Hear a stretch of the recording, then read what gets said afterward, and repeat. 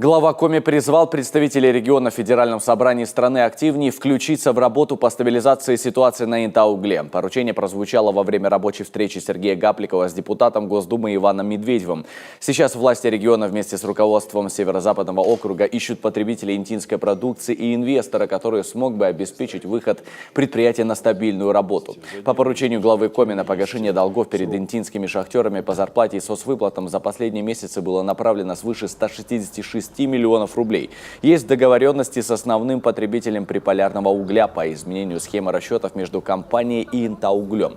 В Минэнерго страны знают о ситуации в Инте и также прорабатывают варианты решения проблемы. При этом активная поддержка и лоббирование интересов приполярного города на федеральном уровне могут сыграть решающую роль в дальнейшей судьбе шахты и ее работников, считает Сергей Гапликов. Есть заделы, есть перспективы, есть срок и понимание, так сказать, того, что этого ресурса будет достаточно для его добычи в течение, так сказать, ближайших 30 лет. Учитывая, что у вас комитет все-таки профильная энергетика, а угольная отрасль, она является составляющей частью этого большого энергетического, так сказать, массива, я бы, конечно, все-таки просил более активно подключиться к этому вопросу и по линии Государственной Думы, по вашим, так сказать, депутатским возможностям в рамках ваших полномочий. Обязательно принимается, тем более в комитете у нас есть ответственный первый зам председателя по моногородам, как раз угольным.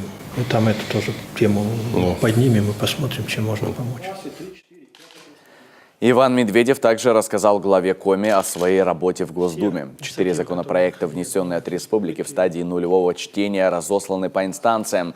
1 проект уже подготовлен для первого чтения.